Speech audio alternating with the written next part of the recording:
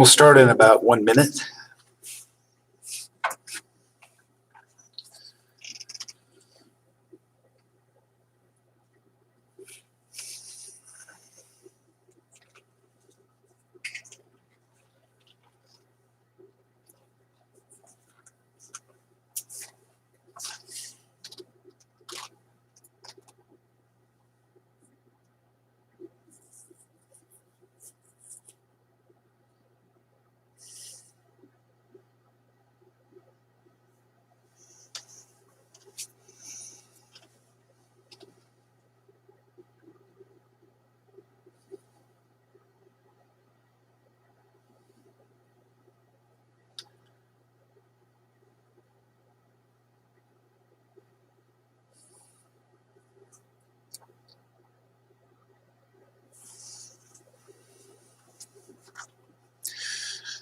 We'll start in section 3.1 on inverse functions. We did cover some of this before spring break, and so we'll go over that lightly. And then we'll also get into section 3.2 on exponential functions. On Wednesday, probably at about 11:50 at the end of class, I'm going to try to get a multiple Zoom meeting so that we can have higher security on the remaining quizzes and tests. But I'll send you an email about that and with some other explanations. But for now, let's go ahead and start section 3.1.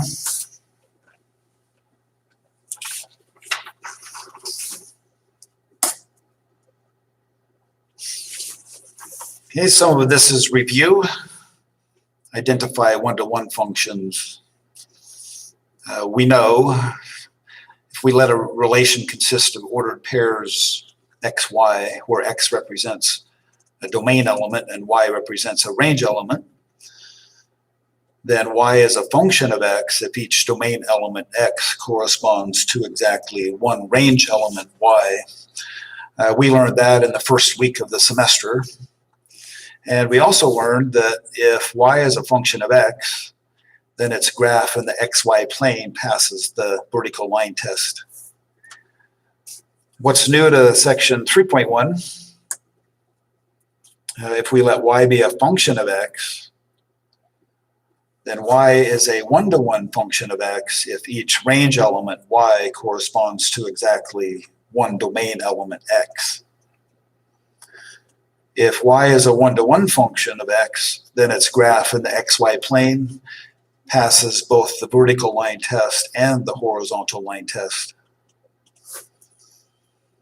And given a relation of ordered pairs xy, the inverse of the relation is found by interchanging the x and y coordinates. So in this example, the relation E consists of just three ordered pairs, -3, 5, -1, 2, and 1, 0. We can verify that it's a one-to-one function. Each domain element corresponds to exactly one range element. And also each range element corresponds to only one domain element. So it is a one-to-one function. And inverses of one-to-one functions are also one-to-one functions. So the inverse is found by interchanging the x and y coordinates of the relation E, as you can see. And you can also verify that it is a one-to-one function. Okay, so to reiterate, every function has an inverse relation, but only one-to-one functions have inverse relations that are also one-to-one functions. This material we covered before spring break. We also covered the analytic definition of a one-to-one function, but we'll review that briefly also. Okay, so the analytic definition of a one-to-one function.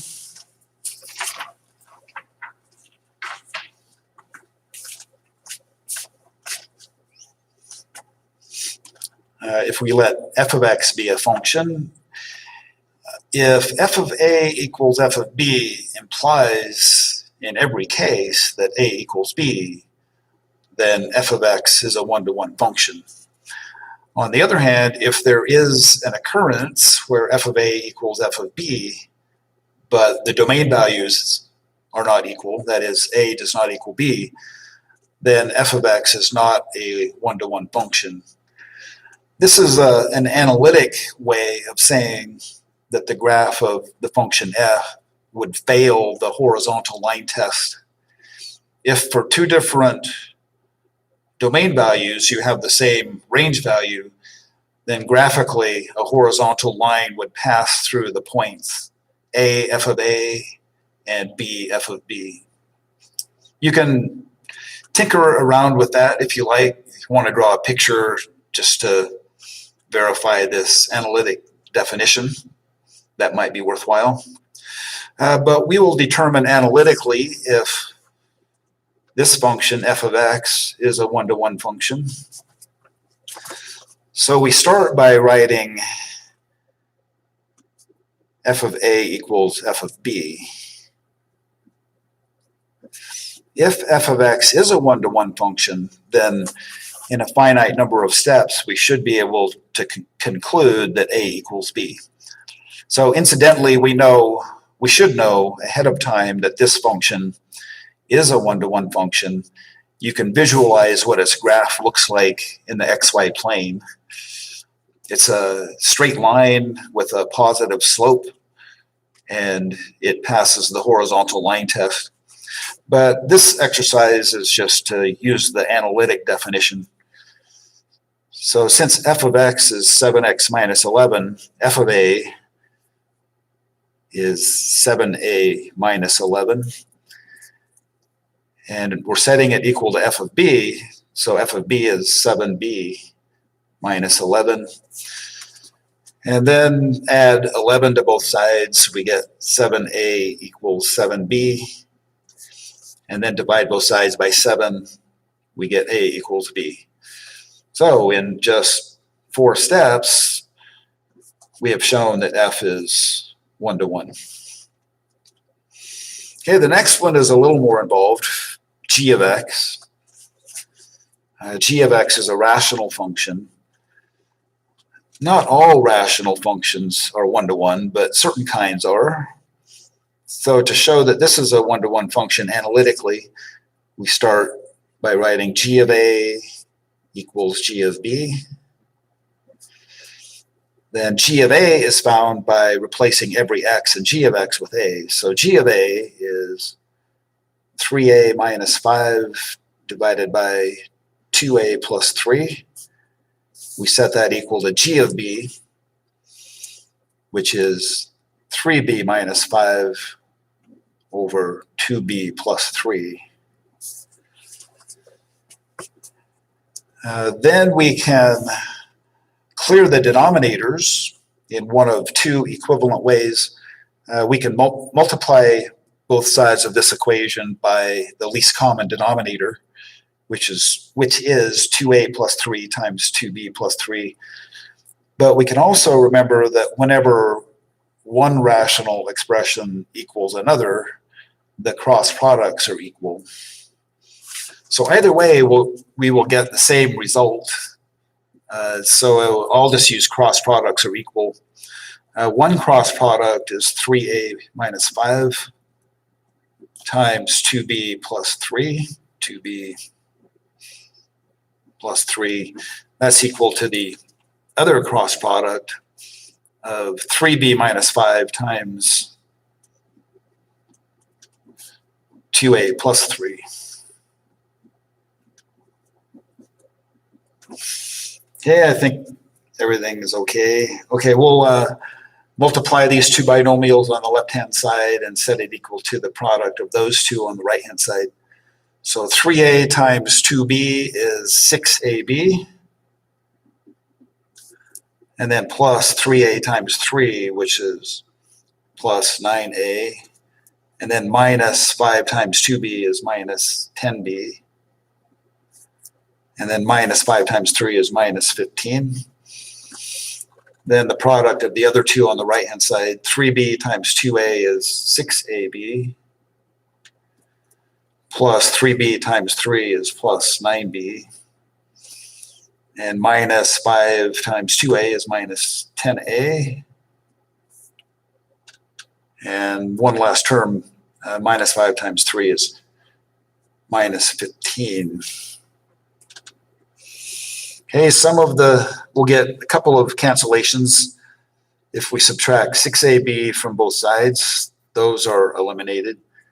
And if we add 15 to both sides, the constants are eliminated. So let's write down what we have left. We have 9a minus 10b equals 9b minus 10a. And there's a couple of things we can do. Let's do two steps in one. We'll add 10a to both sides, and we'll also add 10b to both sides. So if we add 10a to both sides, the left-hand side becomes 19a. And if we add 10b to both sides, the right-hand side becomes 19b. And then finally, we divide both sides by 19, and a equals b. So this shows that g is a one-to-one function.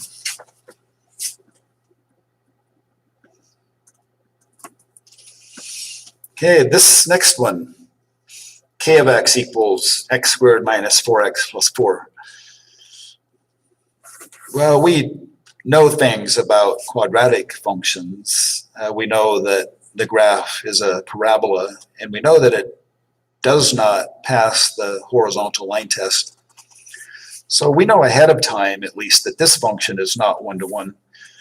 But if you remember, if we can appear in the definition of analytic definition of a one-to-one function, if there is an occurrence where f of a equals f of b, but a does not equal b, then we can conclude that f of x is not a one-to-one function. Okay, so we want to find two domain values at which the range values are equal. There are infinitely many to choose from, but I'm going to choose k of 0. In other words, x is 0 in one case, and x is 4 in the other case. So I'll just verify that k of 0 equals k of 4. K of 0 is 4. And on the right-hand side, k of 4 is 4 squared, which is 16. 16 minus 4 times 4. 16 minus 16 is 0. 0 plus 4 is 4. Okay, so k of 0 equals k of 4, but of course, the domain values are not equal. So we conclude that k is not one-to-one.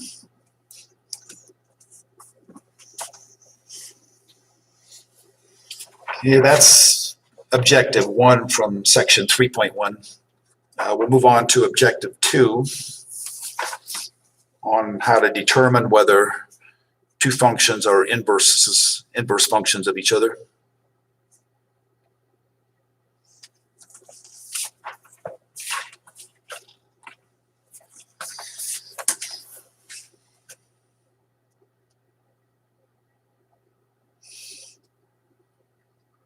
Okay, determine whether two functions are inverse functions.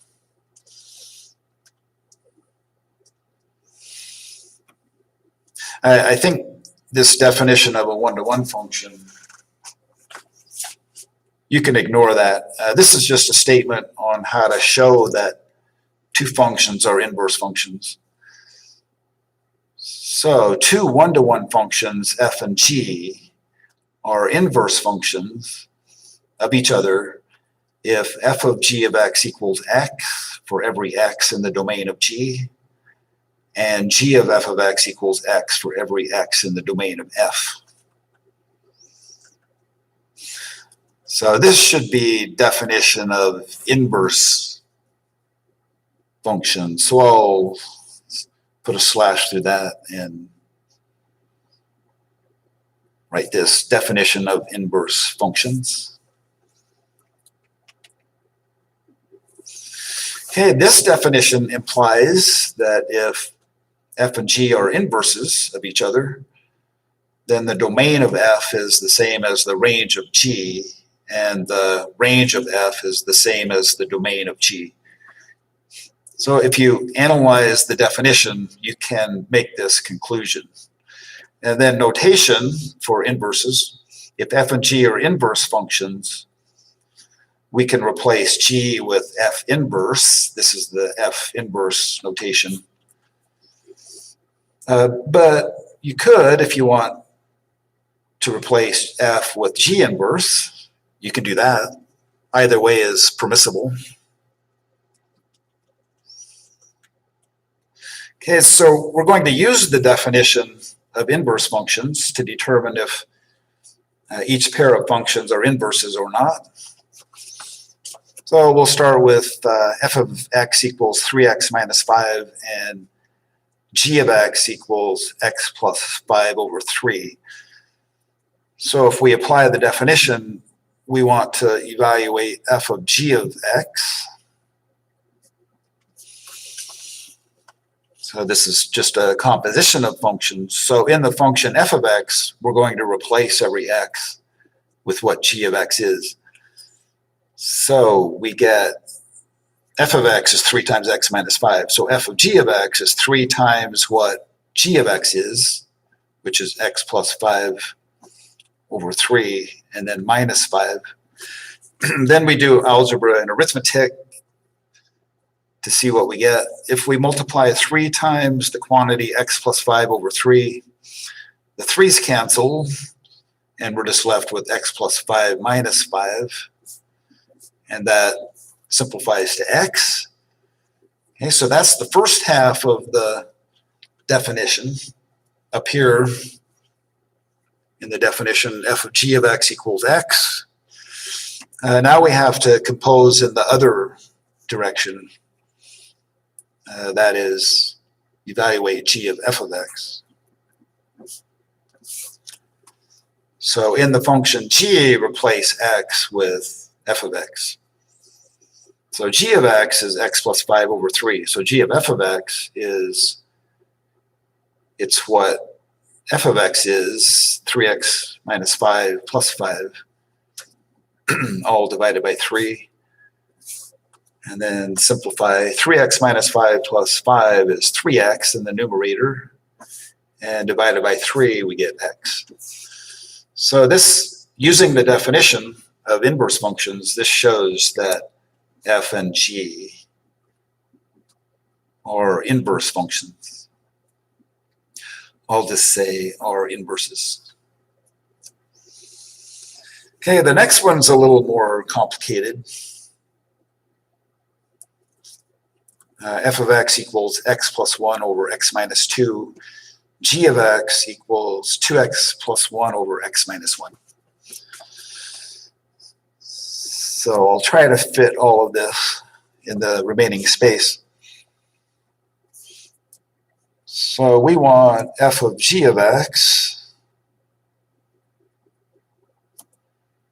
So in the function f of x, we're going to replace every x with what g of x is.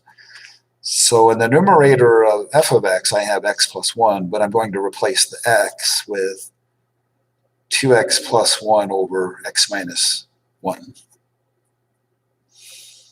Okay, so that's the numerator. And then in the denominator of f of x, I'm going to replace x with what g of x is. So in the denominator, I get 2x plus 1 over x minus 1 minus 2. Okay, so on the top, we want to add those terms, but we need a common denominator. So the common denominator that we'll use is x minus 1. So up on the top, we have 2x plus 1 over x minus 1, and then plus 1 will take the form x minus 1 divided by x minus 1. And then in the denominator, 2x plus 1 over x minus 1 minus 2. So 2x plus 1 over x minus 1.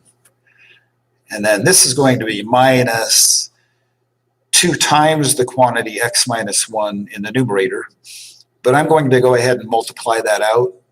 2 times the binomial x minus 1 is 2x minus 2, and then the denominator is x minus 1.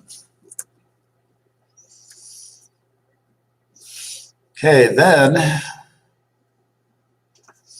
we can write the numerator with a common denominator x minus 1. So we'll follow the x terms and the constant terms. So we have 2x plus x, so that means a total of 3x. And then we also have positive 1 plus negative 1, which is 0. So this numerator is just 3x. On the bottom, we'll do the same thing. We have a common denominator of x minus 1. And then we'll follow the variable parts. We have 2x minus 2x, which is 0. And we also have 1 minus negative 2, which is 1 plus 2, or 3. Okay, then, if you'll believe me, if you divide a fraction by another fraction, and the two denominators are the same, they, in effect, cancel each other out, and we can write 3x divided by 3. And then 3x divided by 3 is x. Okay, so this passes the first half of the definition of the inverse. Now we have to compose in the other order. In other words, g of f of x this time.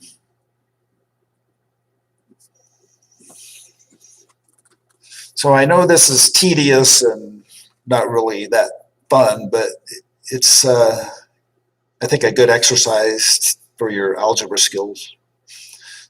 So g of x is 2x plus 1 divided by x minus 1. So g of f of x is going to be what we get when we replace every x with f of x. So in the numerator, we have 2 times f of x. F of x is x plus 1 over x minus 2, and then plus 1. And then in the denominator, replace this x with f of x. So it's x plus 1 over x minus 2 minus 1. And then we do some of the same sort of things that we did in the previous half. So this one, 2 times x plus 1 over x minus 2, I'm going to write that as 2 times x plus 2, because I'm multiplying 2 times x plus 1 to get 2x plus 2 over x minus 2. And then I'm adding 1, but I'm going to write 1 in the form x minus 2 over x minus 2. And in the denominator, this isn't so bad. We have x plus 1 over x minus 2. And I'm subtracting 1, so I'm just going to subtract x minus 2 over x minus 2. And then on top, we have a common denominator, x minus 2.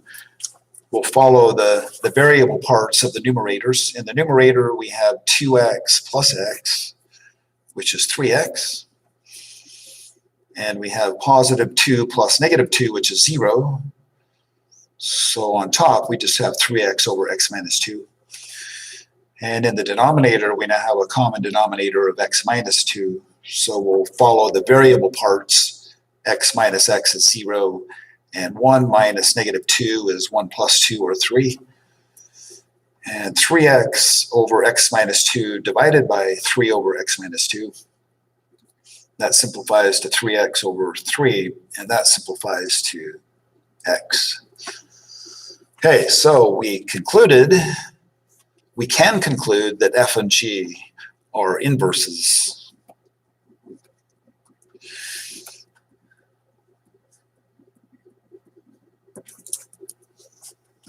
Okay, we'll look at some examples where we actually find the inverse functions.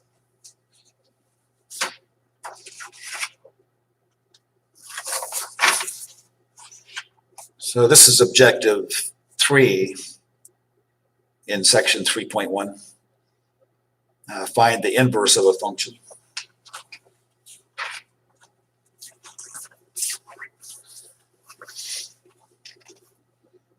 So here's a step-by-step procedure for finding the inverse. Replace g of x with y, so we get y equals 3x plus 2 over 2x minus 1.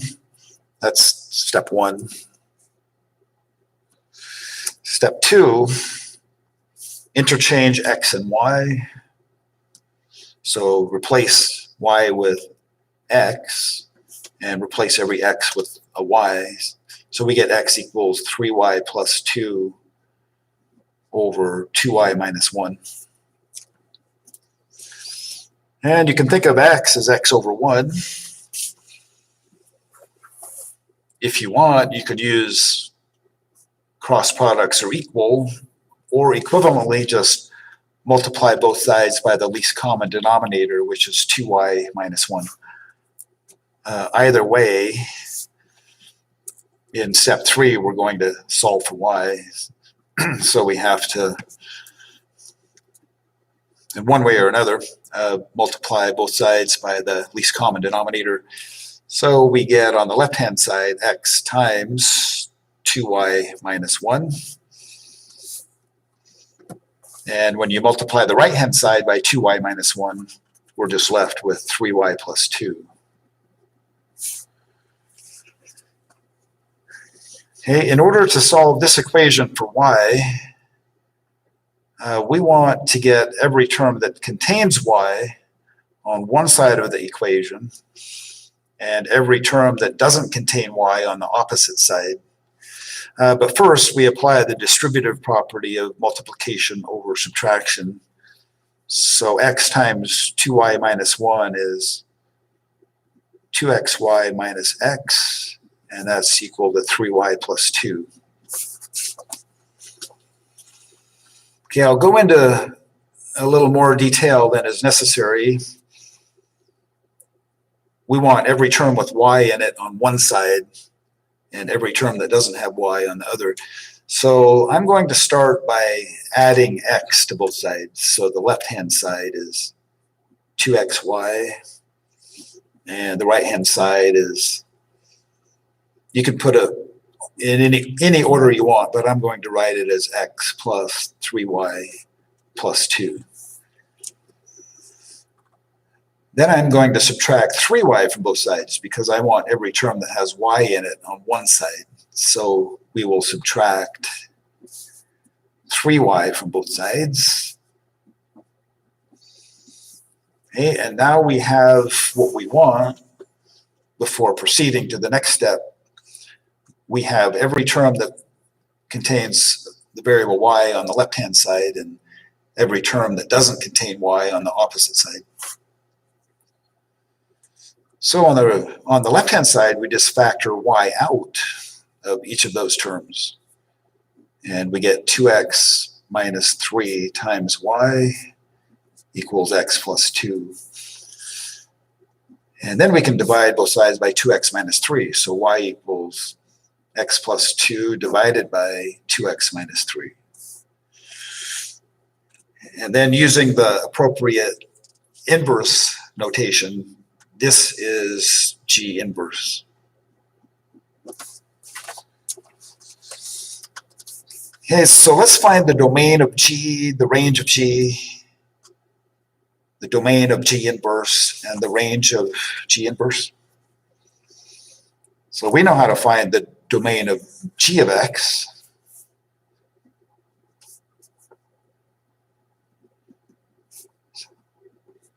It's a rational function. There's only one restricted value, which is 1/2. So the domain of G in interval notation is negative infinity, comma, 1/2 parenthesis, and then union parenthesis 1/2, comma, infinity. So remember in the definition of inverse functions, the domain of G is the same as the range of G inverse. So this is the same as the range of G inverse. So let's just find the range of G.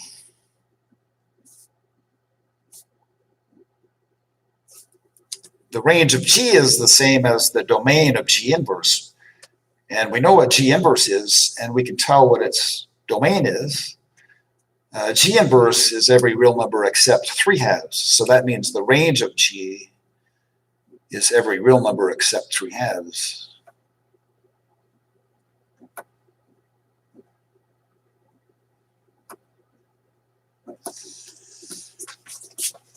Okay, so I'll go ahead and write the domain of G inverse.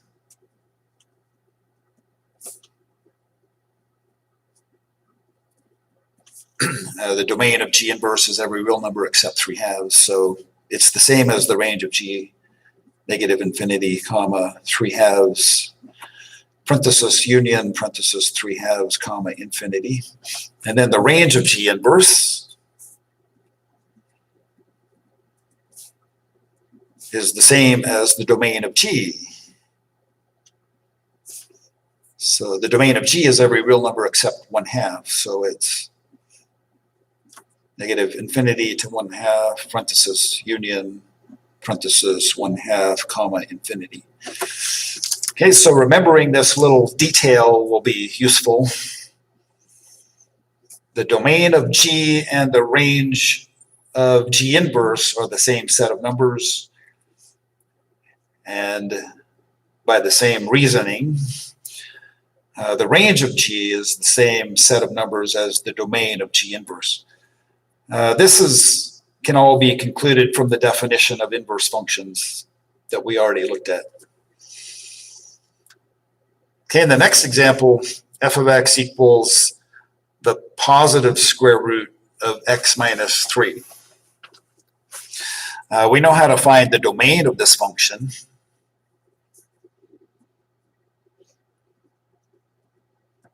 The radicand, which is the expression that's inside the radical, for a square root, the radicand has to be positive, or it has to be non-negative, which means that it's greater than or equal to 0. So x minus 3 must be greater than or equal to 0, which means x must be greater than or equal to 3. And so in interval notation, the domain is bracket 3 comma infinity. And you probably remember what the graph of this looks like. But the range can never be negative. It can be 0 because when x is 3, we get the square root of 0, which is 0. So the smallest number in the range is 0. And then as x increases, the square root, I should say, as x increases from 3 to infinity, the range values increase from 0 to infinity.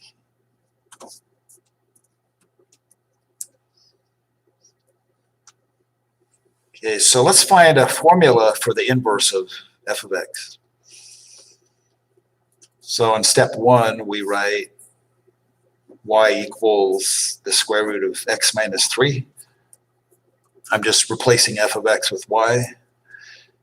In step 2, we interchange x and y, so we get x equals the square root of y minus 3.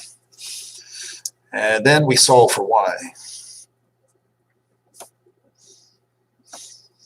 Okay, so since we want to solve for y and y is inside of a square root, we square both sides, and we get x squared equals y minus 3.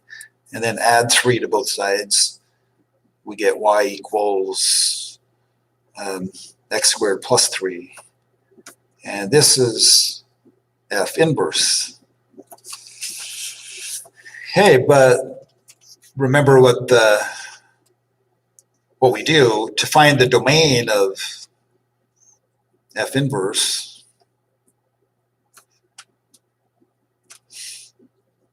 the domain of F inverse is the same as the range of F. So the domain is from 0 to infinity.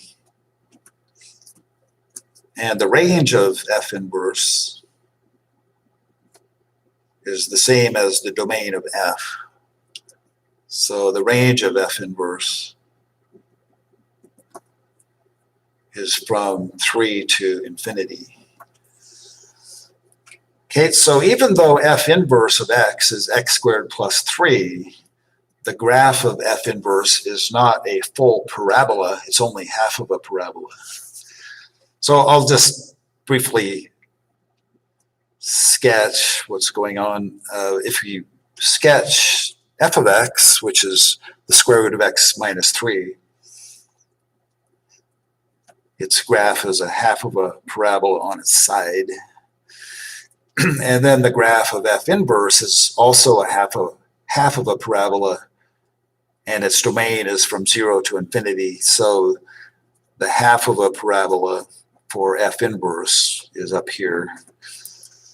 So if you can make sense out of that. But one thing to remember is that the graph of a function and its inverse, those two graphs are symmetric with respect to the line y equals x.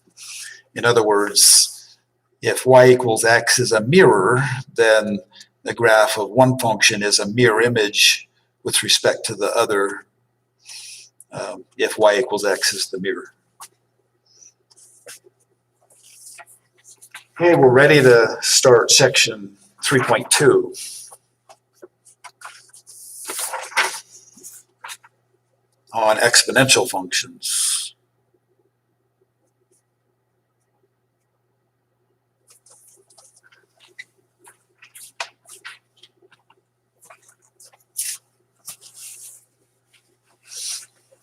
Okay, under objective 1, we want to learn how to graph exponential functions. So we let b be a constant real number such that b is greater than 0 and b is not equal to 1. So b has to be positive, but it can't be 1. And then here's a definition. The base b exponential function of x has the form y equals b raised to the exponent x. When the base number b is greater than 1, then the exponential function increases. So in the xy plane, if you graph this exponential function and the base number is greater than 1, then it goes uphill as you look at it from left to right. The negative x-axis is a horizontal asymptote for y equals b to the x. And the y-intercept is the ordered pair 0, 1. So it doesn't matter what the base is. If the base is greater than 1, that number raised to the exponent 0 is just 1. So the y-intercept of y equals b to the x is always 0, 1. Okay, so this is just a sketch of what the graph roughly looks like. So b is greater than 1, so it's going to increase. The y-intercept is 0, 1. And for negative values of x, the graph will get as close to the x-axis as you can imagine, but will never actually touch it. So we say that the negative x-axis is a horizontal asymptote.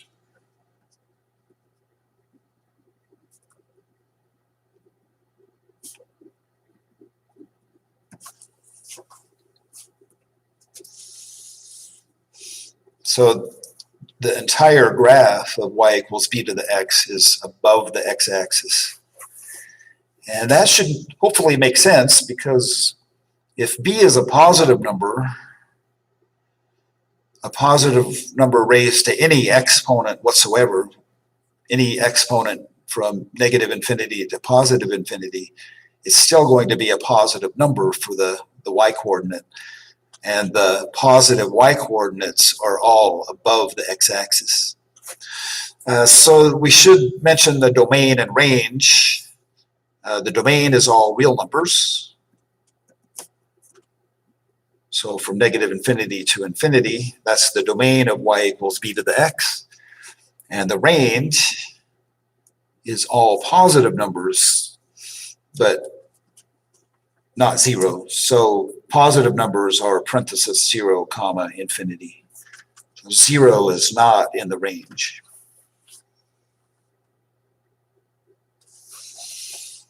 Okay, if the base number for an exponential function is between 0 and 1, then y equals b to the x decreases. So in the xy plane, it goes downhill as you look at it from left to right. And the positive x-axis is a horizontal asymptote. The y-intercept is still 0, 1. So just a rough sketch. 0, 1 is the y-intercept. And if the base is between 0 and 1, it's decreasing.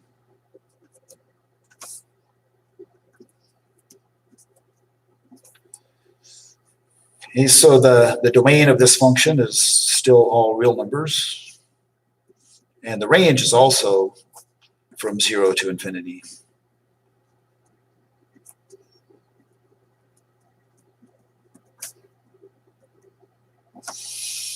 And the positive x-axis is the horizontal asymptote.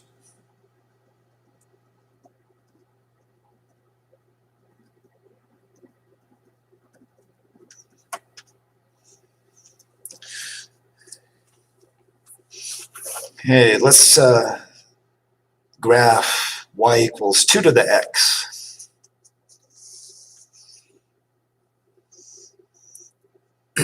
If you have a formula for a function, such as y equals 2 to the x, then even if you don't know ahead of time what the graph should look like, you can determine what the graph looks like, because this is a formula for finding any number of ordered pairs that are needed. Okay, but we have some advanced knowledge. The base number of this exponential function is greater than 1. So we're expecting the graph to go uphill as we look at it from left to right.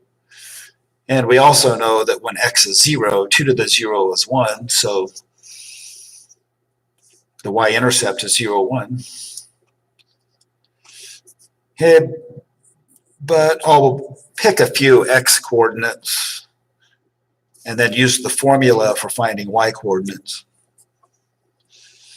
When x is negative 2, I'll pick negative 2, negative 1, 0, 1, and 2 for my x values. So when x is negative 2, the y-coordinate is 2 to the negative 2, which is 1 over 2 to the positive 2, which is 1/4. When x is negative 1, the y-coordinate is 2 to the negative 1, which is 1/2. When x is 0, 2 to the 0 is 1. When x is 1, 2 to the first is 2. When x is 2, 2 to the second is 4. Okay, so we're verifying what we already essentially knew.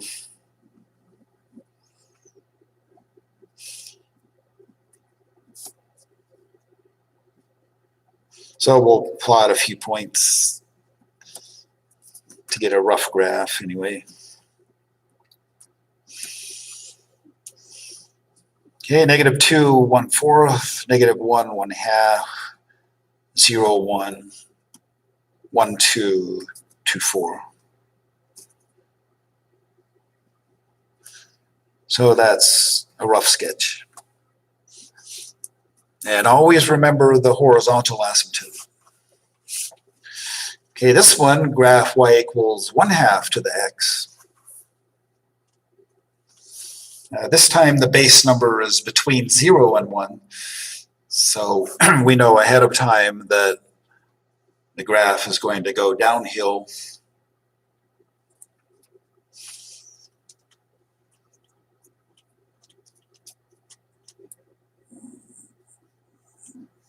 But we'll do the tedious work of finding ordered pairs, since you can find the graph of any function by picking a suitable number of ordered pairs. So I'll pick the same x values, -2, -1, 0, 1, and 2. Okay, so when x is -2, the y-coordinate is 1/2 to the -2, which is 2 to the +2, which is 4. When x is -1, the y-coordinate is 1/2 to the -1, which is 2 to the +1, or 2. When x is 0, 1/2 to the 0 is 1. And when x is 1, y-coordinate is 1/2 to the first, or 1/2. And when x is 2, the y-coordinate is 1/2 to the second, or 1/4. Okay, so we'll plot those points.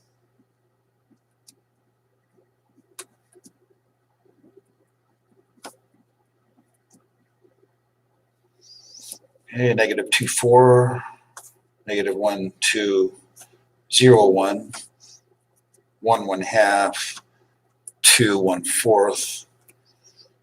So just as we suspected, or we already knew. And then always remember where the horizontal asymptote is for exponential functions. In this case, the positive x-axis. Okay, we'll get started graphing a more complicated exponential function. We have about 3.5 minutes to work on this one.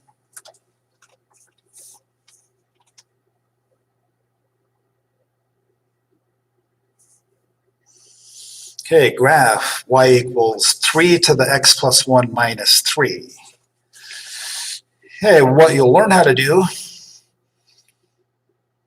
is notice that 3 is being subtracted from 3 to the x plus 1.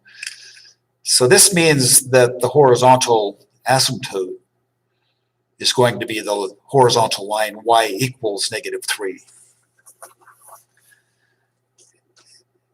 And the y-intercept is going to be different too, because there's a horizontal shift. Okay, but let's just plot a bunch of points. So we have over 2 minutes. We can find a few ordered pairs. And with practice, you'll learn how to pick ordered pairs in a strategic sort of way. So in the exponent, I see the x plus 1. So I'm going to pick my middle value for x, the x value that makes x plus 1 0, which is when x is -1. And then I'll pick a couple of smaller values for x and a couple of, 0 and 1, a couple of values of x that are bigger than -1. And then replace every x with -3. So I get 3 to the -3 plus 1 is 3 to the -2, which is 1/9. And 1/9 minus 3 is -2 and 8/9. When x is -2, in the exponent, -2 plus 1 is -1. 3 to the -1 is 1/3. And 1/3 minus 3 is -2 2/3. Okay, when x is -1, the exponent -1 plus 1 is 0. So 3 to the 0 is 1, and 1 minus 3 is -2. When x is 0, 0 plus 1 is 1. 3 to the first is 3. 3 minus 3 is 0. So for this one, the y-intercept is also an x-intercept. And then finally when x is 1, 3 to the 1 plus 1 is 3 to the second, which is 9. 9 minus 3 is 6. So I think we have about 20 seconds left. We have enough time to plot these points. The horizontal asymptote is the line y equals -3. So -3, -2/8 is right in here. -2 and 2 and -2/3 is about right there. -1 and -2 is right here. 0, 0, and then 1, 6. So it looks like we're off the grid already. So that's roughly what the graph looks like. Okay, so we're out of time. We'll continue section 3.2 on Wednesday. We'll probably finish 3.2 and start 3.3 also. That's all for today.